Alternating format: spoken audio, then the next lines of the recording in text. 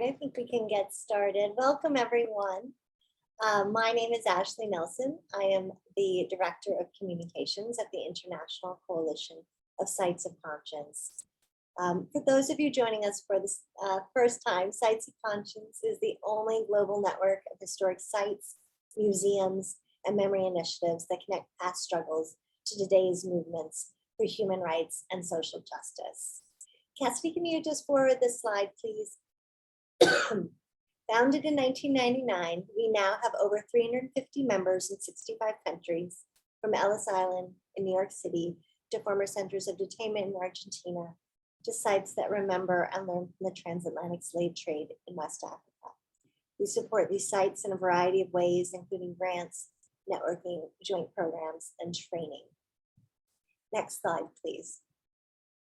In 2014, Sites of Conscience launched the Global Initiative for Justice, Truth, and Reconciliation, or the GIJTR, which is a consortium of 9 international organizations focused on offering holistic, integrated, and multidisciplinary approaches to issues of truth, justice, and reconciliation. GIJTR works primarily with local populations, civil society organizations, survivors, and governments to develop transitional justice approaches that are victim-centered, collaborative, and support dignity, respect, inclusion, and transparency in societies emerging from conflict or periods of authoritarian rule.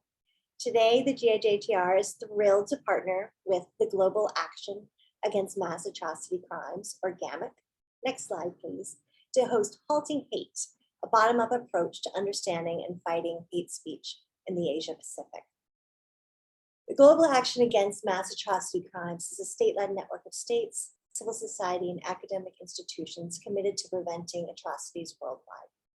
Through trainings, publications, events, and global meetings, GAAMAC promotes the awareness of atrocity prevention, encourages the coordination among prevention actors, and the gradual development of national prevention mechanisms. It also provides the contacts and links between resource seekers and resource offerers in terms of funding, knowledge, experience, and technical expertise. So we're so happy to partner with them today. Before I introduce our topic, I would just like to let attendees know that we anticipate the session lasting about an hour.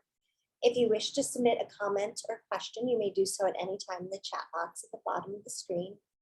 There will be a designated Q&A session toward the end of the webinar. During that time, you may also raise your hand if you wish to speak, and we will unmute you. If we do go over slightly, which sometimes happens, please know this and all of our virtual programming is recorded and made available on our website for future viewing and sharing. Finally, if your connection is bad, please try turning off your video. So today we're gathered here to discuss how in the Asia Pacific, like in other regions of the world, the COVID-19 pandemic has exacerbated alarming trends of scapegoating and hate speech against minority groups. Today, we will look at who the primary targets are, through which channels hate speech spreads, and what civil society can do to counter it. To get us started, I'm so excited to introduce our moderator, Mitzi Austero, the program manager at Nonviolence International Southeast Asia, a site of conscience in the Philippines, which has been working on peace building, conflict transformation, humanitarian disarmament, and supporting peace processes in the region since 1992. Mitzi herself is actively working on conventional weapons policy, arms control, and arms trade regulations to prevent misuse and proliferation of weapons and ammunition. As such, she is a research collaborator for the Ruji University Research Institute for the History of Global Arms Transfer. Her areas of research include conventional weapons, peace processes, local history, and memorialization. I'm so happy and honored to turn it over to you, Mitzi. Thank you so much. Thank you for the nice introduction, Ashley. And thank you very much for inviting me to moderate this very relevant and very interesting session tonight. And welcome to all our panelists and attendees. I think because of the schedule, some might be pressed for time. So I will start by introducing our panelists. The first one is Dr. Ruji Auethavornpipat. who's a senior research fellow at the Max Planck Institute for Comparative Law and International Law in Heidelberg, Germany. His research examines the contestations of migrant protection at sites of implementation, especially in Southeast Asia. Currently, he's researching the constitution of authority in migration governance. He's also a visiting fellow at the Department of International Relations of the Australian National University. And also joining us is Ms. Sarita Irugal Bandara, who is a social media specialist and co-founder of #Generation, and working on exploring the intersection between gender violence and the platform economy. She leads the longest running analysis exercise of online gender-based violence in Sri Lanka, working towards building an evidence-based approach to strengthening regulation and redress mechanisms to gendered hate speech online. Ruji and Sarita, nice to finally meet you here. I would just like to begin. If Ruji can go first, maybe you can help us understand the broad picture and how has hate speech against Asians increased and perhaps changed since the COVID-19 pandemic, and who are the primary targets? Take it away, Ruji. Yeah, thank you very much, Mitzi, for your very kind introduction. And thank you, both organizers, very much for having me today. And I'm very happy to be talking about the topic of hate speech and incitement in the Asia Pacific. So as mentioned earlier, this is part of our GAAMAC report that has provided extensive analysis of hate speech in the Asia Pacific region. And the case studies, just to briefly introduce, they include case studies of Myanmar, the Philippines, Indonesia, Malaysia, India, and Pakistan. But today I'll be talking more really about my contribution to the report today, which is the relationship between the COVID-19 pandemic and the online hate speech. And we are also more than happy to send you the full report as well if you're interested in reading the full report. So to go back to Mitzi's question, and I'll answer your questions with 3 key points that I would like to introduce today. So the first key point is that COVID-19 exposes and aggravates underlying discriminatory attitudes. For example, the UN Secretary General stated in May 2020 that the pandemic continues to unleash a tsunami of hate and xenophobia, scapegoating, and scaremongering in the world. And similarly, the Human Rights Watch has also documented worldwide xenophobic and racism around the world as well. So we can see that the sentiments towards foreigners have deteriorated since the beginning of the COVID pandemic. And the Asia Pacific also fits into this broader trend. This finding is also evidence in our report, which leads me to the second key point that I'd like to emphasize today. And the second key point is that migrant and refugees are extremely vulnerable to discrimination and hate speech because of their outsider status. So because of, they're being seen and perceived as an outsider and someone who's outside and doesn't belong to the community, it makes it easier to single out hate speech and then portray them as someone who doesn't belong and then be victims of hate speech. And migrant and refugees are not the only victims here, and our full reports has also shown that the ethnic minorities and religious minorities can also be victims of hate speech. But to go back to our point about how migrants and refugees are vulnerable to discrimination and hate speech, we can see this quite commonly and quite obviously, especially during the border closure and after the lockdown. For example, migrants and asylum seekers who cross the border without permission are often seen as intruding into the host country. And this can be seen with the arrival of the Rohingya refugee boats, whose arrival have been met with negative public sentiments and then as a consequence, being seen as unwanted in the host community. And because of this perceived intrusion, then migrants are really seen as a threat to the country, and in this case, it's Malaysia. And our GAAMAC report also finds that, especially in the case of Malaysia, hate speech is expressed as if there was a general consensus among the local population. And in addition to that, hate speech can also expand from targeting specific individuals and then later expand to cover the whole ethnic group and even beyond that ethnic group, and then to kind of single out broader migrant populations. And in some, so COVID-19 can therefore be perceived as your uniting factor that is being utilized or being instrumentalized against outsiders such as migrants and refugees.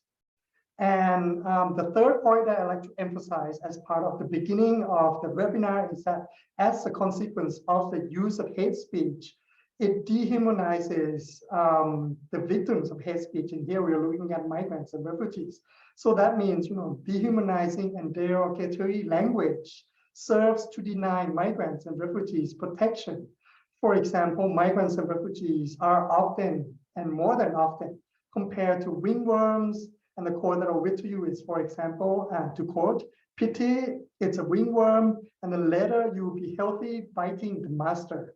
So this type of rhetoric of the quote that I just read to you is that, is portraying migrant as someone who's troublesome. And after you have rescued migrants and refugees, then one day they're going to become healthy, and then later on they're going to be troublesome or even be harmful to the host communities.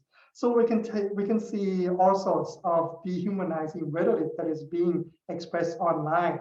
And as a consequence of that, because they're seen as non-humans, it decreases the level of empathy towards migrants and refugees. And as a result, any usual and basic protection of human rights that is usually applied to humans doesn't really apply to non-humans as a category. So that means, when hate speech, people who use hate speech portray victims as non-humans, then, the regular human rights protection or refugee or migrant rights don't really be seen as applied to these non-human categories. And this, as a result, also leads to the incitement of violence in order to eradicate such threats. And we can see that in online discourse, there is a lot of incitement and violence, such as, the call for killing refugees and migrants and then hanging refugees and migrants, and also, shooting and then bombing refugee boats. Those can be found quite commonly among the online expression. So this makes it really difficult to protect the rights of migrants, refugees when there is a surge of online hate speech. And you can see that there are countless remarks that also urge that refugees be sent back. So in addition to the broader human rights violations, there is also the potential violations of refugee rights. And particularly here, we are looking at the non-refoulement principle, which means that, when we are sending refugees back to the place that they are harmful, there can be harms. And when they're sent back, that's a clear violation of the Refugee Convention. So in the first part of the webinar, I'll leave us with the 3 key points that I emphasize here. So thank you. Thank you very much, Ruji. That is a lot to unpack. That's a lot of food for thought. I'll leave the questions later for everybody. I would like to move on to Sarita. Can you help us visualize how this hate speech manifests on social media, and which platforms and what is their reach? Earlier, Ruji had already pointed out that, this hate speech online is becoming a rallying cry for actual violence and threats and grave threats. So can you help us visualize these linkages as well in your case? Thank you. Thank you, Mitzi, and thanks for having me here. And thank you so much, Ruji, for sharing that. And I think it really resonated, especially, I think your main 3 points about how it not just that the pandemic exacerbated certain discriminations, but also this active othering of communities, during the pandemic, viewing them as, a disease. I think it speaks to a lot of very Orientalist and very colonial speak about, communities that exist among broader society. So thank you for that. So a little bit of a snapshot for the Sri Lankan situation, just to quantify what it's like. I think we also live in very interesting times where there's the development of technology, and access to technology is increasing at an unprecedented level. But so is populism in the region, so is nationalism, ethno-nationalism in the region. So I think when we think of that sort of intersection, I feel like it feels very overwhelming, but it also makes it a little easier, I feel like, to dissect the situation. So in Sri Lanka, during the COVID-19 pandemic, especially during the year 2020, what we saw was an acute spike in anti-Muslim speech. Particularly, I think very similar to the situation that Ruji described, was a lot of posts, a lot of rhetoric calling Muslims as a virus, as a disease, as carriers of the disease. These pieces of misinformation and disinformation that really targeted the community by claiming that they were spreading COVID-19, that they were basically saying that these communities were the epicenter of the pandemic, which is, as far as from the truth as we can think of. But in 2020, in hashtags observations, like 26.8% of all sort of incidents of harmful speech that we captured actually targeted the Muslim community. So that's more than 1/4 of everything that we have looked at, which is quite significant. So that is sort of the background that we are working in. And in terms of how this is spread, I do think that our definitions of hate speech, I think, need to go beyond looking at language, personally, because of these next points. So the first one is that when we think of how we usually think of posts or videos, like the usual dissemination tactics that actors use to target communities, right? So dehumanizing speech, it can be memes, it can be anything that, falls within or without what we think of as community guidelines on social media platforms. But another thing that happens in the Sri Lankan example is what we think of as secondhand dissemination, where these actors, these figureheads of these movements that spread a lot of hate speech, especially against minorities, are platformed. We had a couple of very prolific nationalist figureheads who are responsible for a lot of inciting offline violence, go on these talk shows, get a lot of traction, and their ideas sort of just sprinkle out again into, the sort of internet and the digital spaces, and then disseminate into the offline sort of public imaginary. So there is a lot of like secondhand dissemination of this also. Then we also have, I think, this emerging problem of what we know as coordinated inauthentic behavior, which are these networks of actors whose primary goal is to spread these narratives of hate. And then, of course, I think there's a huge overlap between disinformation, malinformation, and hate speech. And I think that intersection is something, unfortunately, that doesn't get discussed a lot because our definitions tend to be quite strict. But in our observations, a lot of disinformation directly lead to, a lot of hate speech, a lot of dehumanizing speech. And I think that intersection is very important when we think of the how, like how is this actually spread? And in terms of platforms, I mean, you have our usual culprits. We have Meta, you have YouTube, Google, and we've got TikTok, which is an emerging player in the market. We know that. But there's also, I think there's also these local, mainstream media outlets who are also gaining significant digital presences, I think, across our region.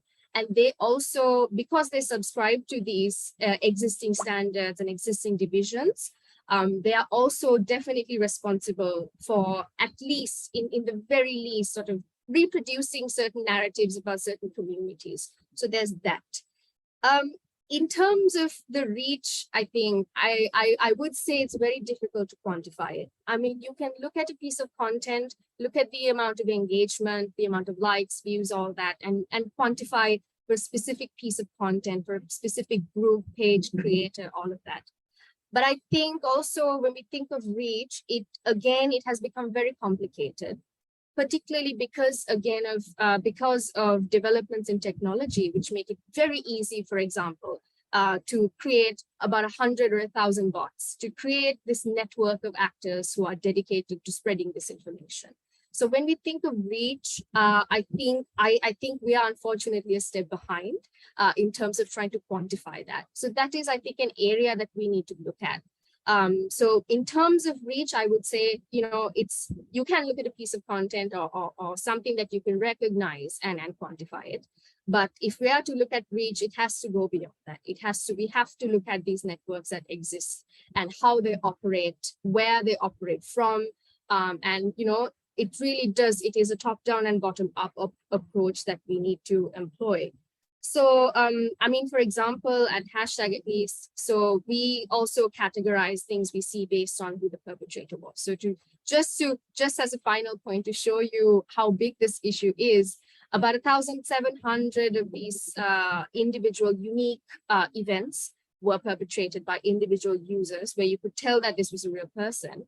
But again, 1,400 were by what we categorize as fake accounts. So you see that there's an acute rise in what we quantify as fake accounts, these networks of actors who deliberately, spread these narratives.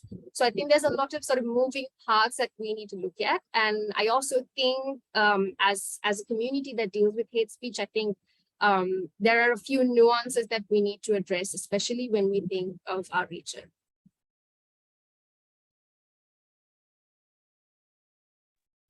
Thank you very much for discussing that in such a concise manner. That's quite interesting. Actually, we're also looking into a similar pattern of how you said how the reach is very complicated. For example, you described the same manner where if there's one actor, several bots will reshare that. And even if that actor isn't the one sending the message, they're just reacting, for example, to an interview of a very racist remark of somebody and just say, oh, have you seen this? Do you agree with this? And then if they forward it and then it gets forwarded, how do we quantify that? And then the next thing you know, after a week, the accounts change and new accounts come in. And also on the language, I took note of what you said, that hate speech should go beyond that language, which is only controlled, which is primarily what's controlled in the guidelines. In my research as well, I realized that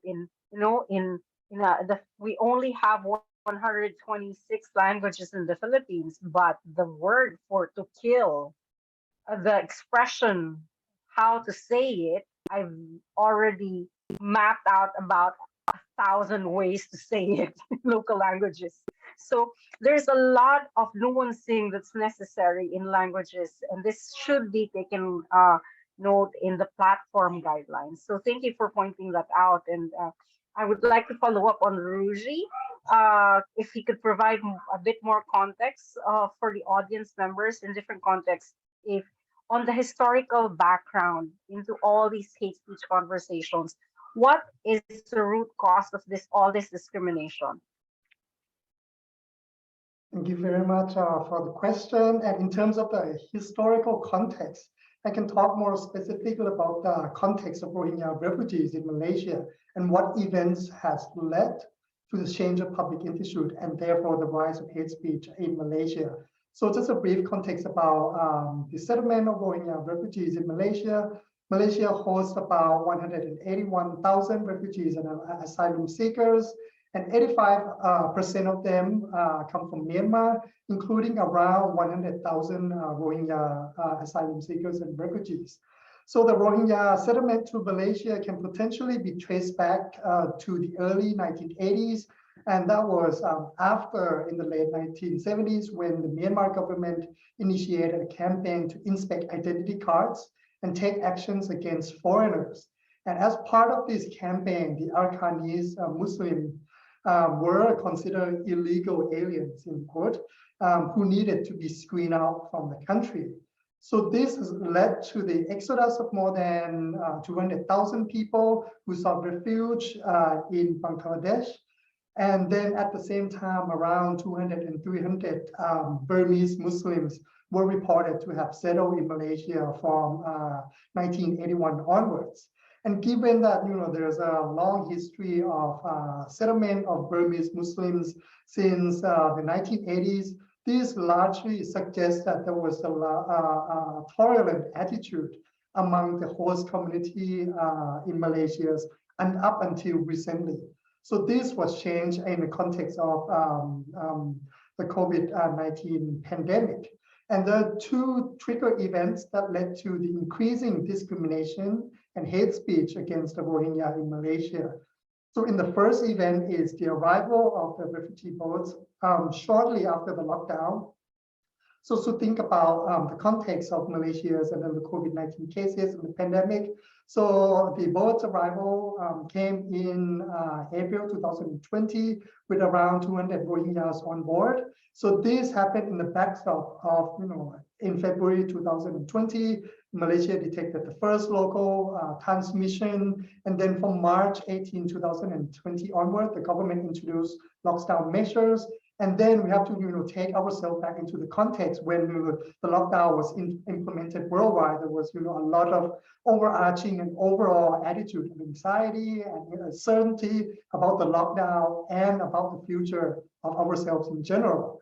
And during this time, from January 2020 and June 2021, the UNSCR also documented around 3,000 people who attempted the sea journey in the Andaman Sea.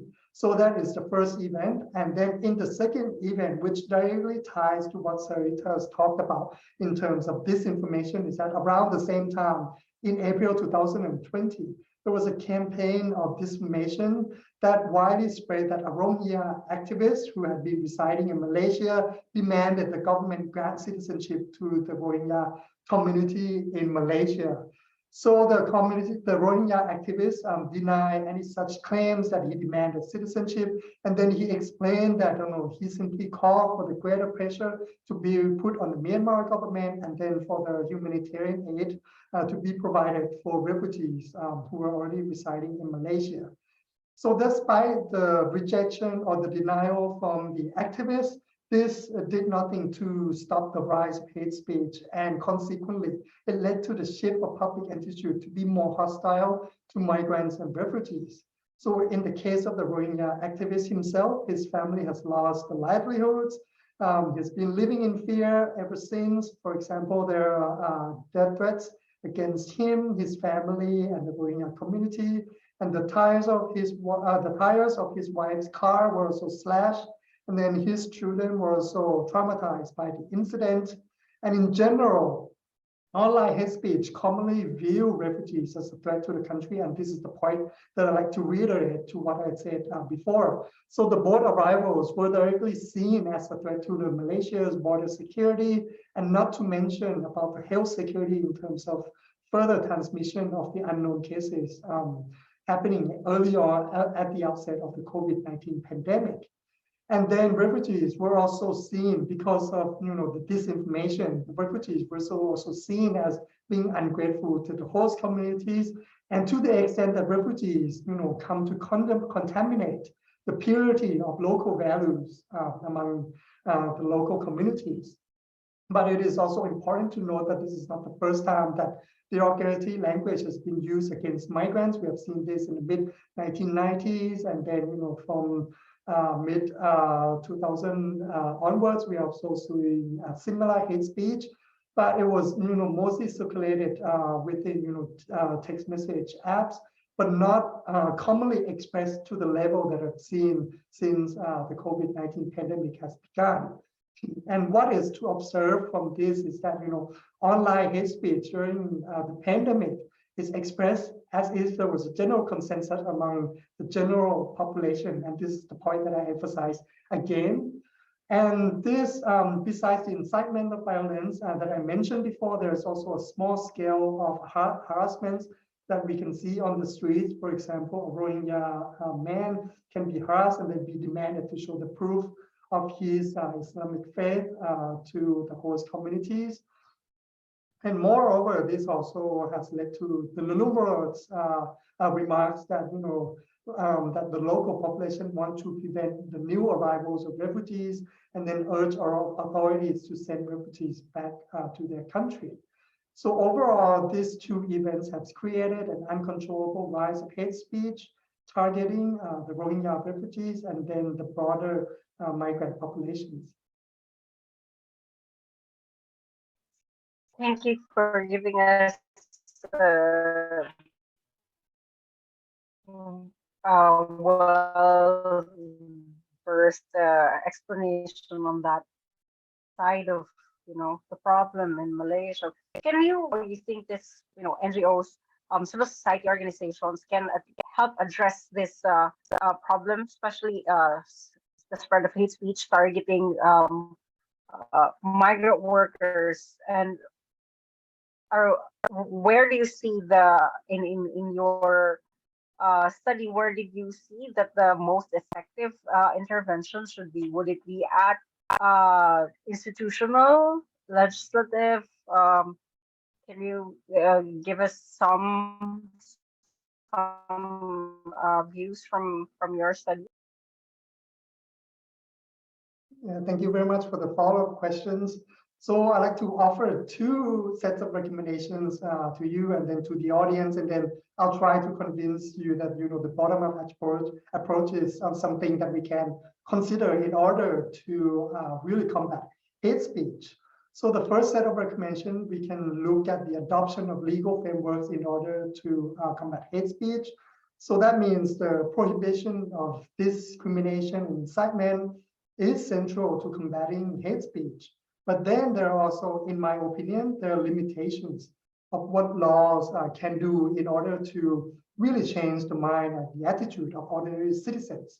So the first limitation that we can see is that there is no universal and legal definition of hate speech besides the one that the United Nations has produced as the common definition.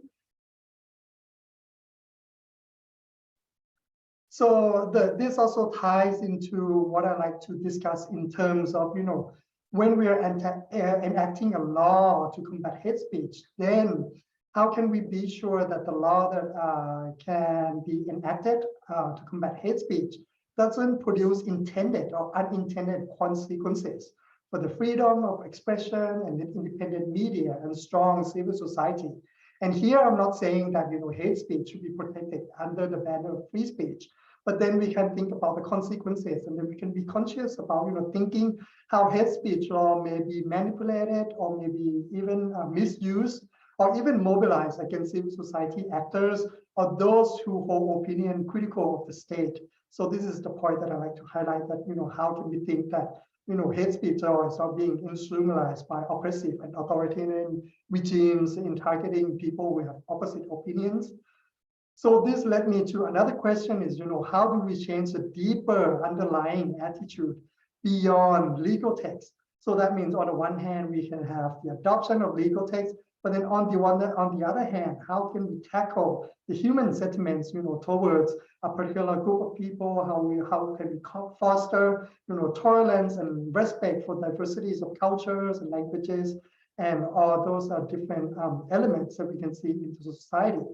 And here is where I try to, and I would like to convince you to consider the second option, which is the societal approach or the bottom-up approach in combating hate speech, is as part of advocacy methods. And I'm sure that Mitzi and Sarita, you can certainly talk more about this on this point. So which is what I've seen, which is quite creative, is the use of human agencies as part of advocacy campaigns. So that means, we can use human faces to portray or tell the story of the plight of migrants and refugees when they travel and use dangerous routes in order to search for the better life as part of, seeking international protections overseas. By putting humans first, it's also another strategy to combat the dehumanizing language that we can use online. So in a way, what can we do to humanize the victims of the dehumanizing hate speech, right? And putting human faces can be creative and can be, quite transformative in terms of showing the plights of migrants and refugees. And as part of this, we can see, the use of public education and public information campaigns in order to further reach out to the general populations, in order to kind of, provide more information and more understanding in terms of, explaining the experiences of those vulnerable populations. And therefore, there are two benefits that I like to add as part of using human agencies as part of the advocacy campaigns. And the first one is that, it can foster tolerance and respect, especially, when we have, more tolerance and more respect for people who are different from you, from us. Then, we can have the broader human rights protection and then the protection of the rights of minorities and vulnerable populations. And in my opinion, it can provide a more transformative effect in also, shifting the attitude of ordinary citizens as well. And the last point to add is it's not just the work of civil societies who has to do everything in terms of trying to convince the general populations, but the governments, media, and then human rights institutions and international organizations also have a role to play in terms of combating hate speech and criticizing or even condemning hate speech and saying this is actually not right, that we are using this type of language against vulnerable populations. And therefore, everyone has a role to play besides civil society. Thank you very much for those insightful recommendations. It's quite difficult, as you said, prohibitions on law can only do so much. I would also think that maybe the platforms themselves could take a proactive approach in what you said as a societal approach, the trying to ensure that they also promote the values, the etiquettes that they want to be in their own platform. And I agree that it's important to put real humans in their stories of victimization to help address a lot of the fake content. But I would, of course, there's a challenge on how to promote these kinds of content against the culture of gramming and the celebrity worship culture that we see. And this has been around since before social media. This cult-like following of celebrity, of the glamorous lifestyle. So it's that kind of, there's a really big challenge in disinformation when there's so much content that contends with, and it's either the glamorous lifestyle or really a lot of hate. But I'll move on to Sarita. Maybe perhaps you can give us some first-hand observations about the challenges and opportunities of civil society analyzing and countering hate speech, like what specific activities, particularly related to training and capacity building, has #generation facilitated to tackle this problem? Thanks, Mitzi, and thank you again, Ruji. I think for those reflections, I think a lot of them really resonate as well in our work. So when we think of challenges, I think it's twofold. It's on one end, I think the inherent challenges when it comes to dealing with hate speech, particularly because a lot of hate speech, I think, as Ruji also mentioned, I think you put it very well when you said they're framed as if they are a very publicly accepted fact, so that they're within the public imaginary in a very normalized way, to the point where people don't really think of it as hate speech, right?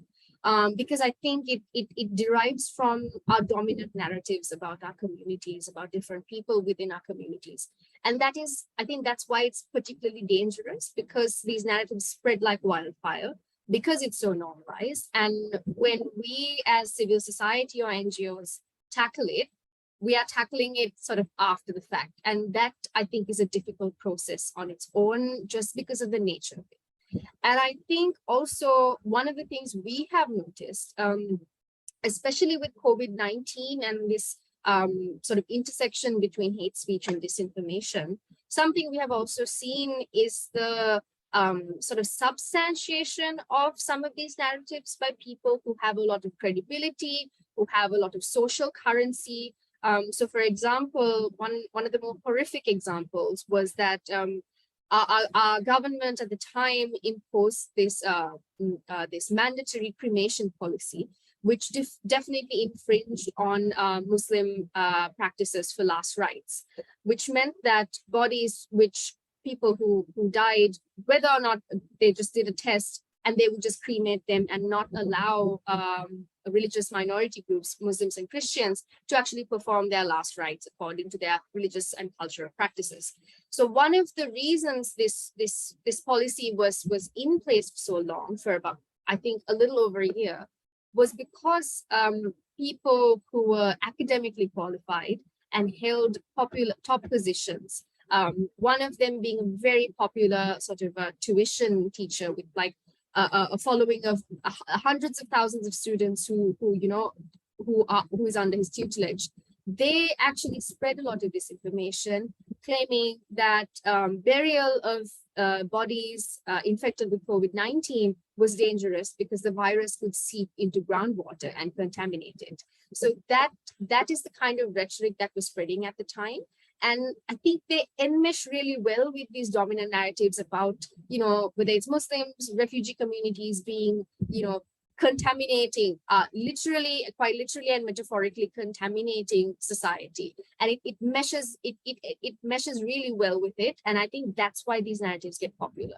So in terms of challenges for civil society, I do think it starts from there. How do you then find a chink in the armor when these narratives derive from our dominant perceptions of society? Where do we, what is the chink in the armor? And at least in #generations experience, it has absolutely been with people. Because I think working together with people, especially young people, who are more technologically savvy, who have a little bit more access to this information, who already have that opening, I think that opens up, to a lot of positive opportunities when we think of civil society and NGO and our intervention in this space. I think another challenge that we faced was COVID-19 itself, where we couldn't actually engage with people on the same level as we would have liked to. A lot of our engagements were virtual, and even those were disrupted by the lack of proper digital infrastructure. When you go out of Colombo, when you go out of the urban areas, that digital infrastructure was lacking. So that information dissemination was not quite, linear. There was so many disruptions too. So COVID-19 itself was a challenge rather when we think of how we were, tackling it. And definitely, I think one of the things which you also touched on was the relevance of the law. I would go a step further and say that I think there's a movement within the region to introduce new laws, which are meant to regulate social media. But the way they frame it is fake news laws or disinformation laws. But what it really does, we know, is it criminalizes dissent, it criminalizes expression. So I think part and parcel of that is also state surveillance. People doing this work, we are actively surveilled by the state, for sure. There's no doubt about it, right? They keep track of our work because this is relevant to them. This has an impact on new laws that they're proposing. This has an impact on their, hold on power. When it comes to information and who gets that information and where it goes. And I think finally, one of the biggest challenges is also engaging with social media companies. And I don't mean just getting to engage with them, but rather that sort of emotional and that labor of time and emotion. And it's a lot of labor when it comes to actually, communicating with these companies, because for them, their bottom line is the priority. So it's very often that they treat us like case studies. They think of us as these isolated issues. They refuse to accept that this is an ecosystem of hate and disinformation, and that what we are presenting is only a snapshot, that the problem goes deeper. But they are very ready to placate us with, oh yeah, we moderate this, we put this label if it's disinformation, so people don't really, people will think twice before checking it. But really, there's no transparency in how they do that process. I think especially today, with The Wire breaking that story about Meta and these allegations of them having giving censorship privileges to the IT members of the IT cell of the BJP in India, I think it becomes very, very relevant in terms of the transparency of these companies, in terms of what they're actually doing to moderate it. Because in 2018, they did a human rights impact assessment in Sri Lanka after incitement on Facebook led to real life violence, legal violence that destroyed communities and really exacerbated those fissures between communities. So after that impact assessment, even in that, all they're admitting to is that Facebook may have been used to spread, to incite violence. So that language in its own is quite vague, and they don't really take a lot of responsibility. All they're saying is, yeah, people might be using our platforms. There's no responsibility of we as a company fail to do our due diligence to actually moderate and regulate this content, to take action before something happened. So I think engaging with social media companies is a massive, massive challenge. But I do think that as civil society, as NGOs, we have, I think we have the language and we have the skill set and we have the networks to actually do it in a very streamlined way. And applying pressure to what counts for them, which is at the end of the day, money and the market. I think that is something we also collectively need to talk about, how we actually apply that pressure where it hurts. So really quickly, when we get onto the activities, we do a lot of capacity building, as I mentioned earlier, especially with young people. We do a lot of active engagement with young people, especially young people who live outside of Colombo, where there's a big sort of digital divide, not just in terms of digital penetration, but in terms of how they navigate the internet, because the internet still to this day, that access of information is hindered by language. So we also want to bridge that gap. So we try to engage with young people. And one of the core things in our capacity building is this encouragement of critical thinking. So what we do is not to tell them this is hate speech, this is harassment, this is disinformation, but rather with these sort of lived examples to then ask them to think critically about information that they see, information that they receive.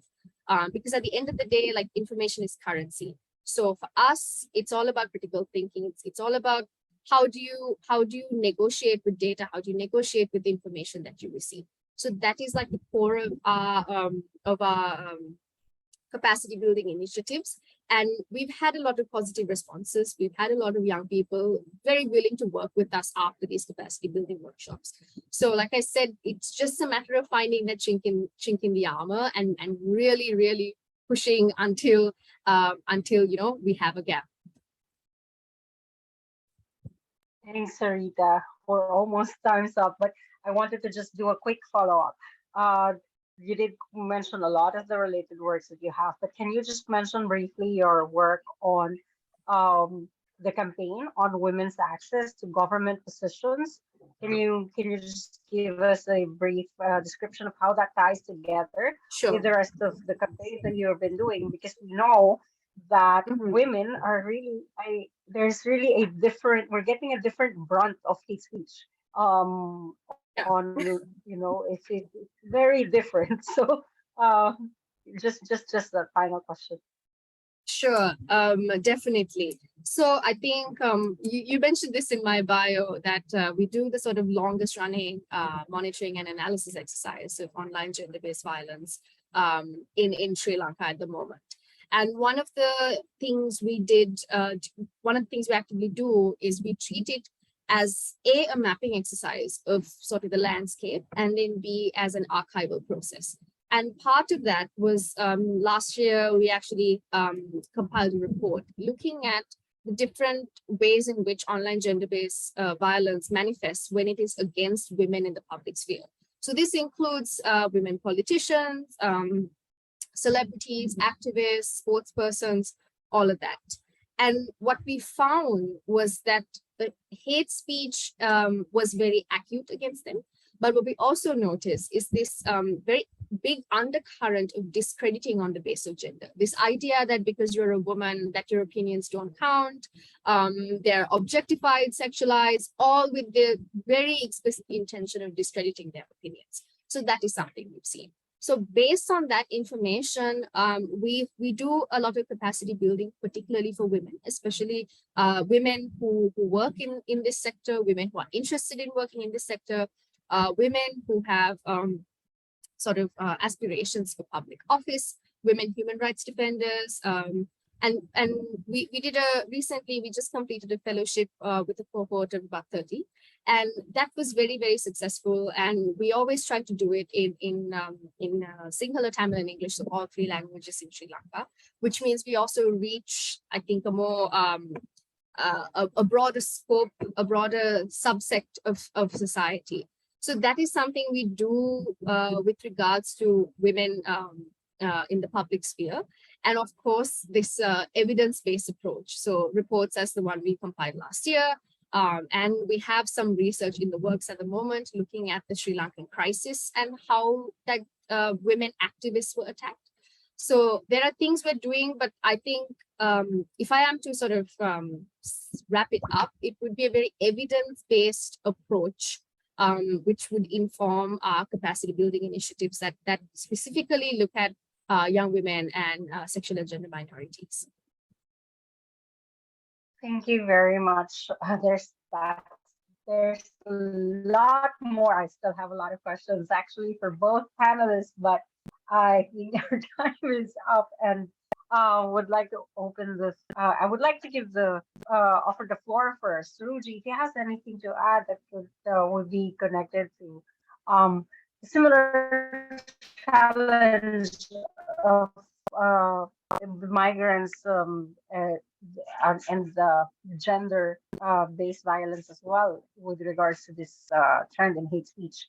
And I'm looking also at, before you answer, if you have any final words, I'm looking at the chat, so we don't have, currently we don't have any questions. So just any final words to wrap it up as well from your side, Ruji, and if you can also just a bit on if there's anything on the migrant.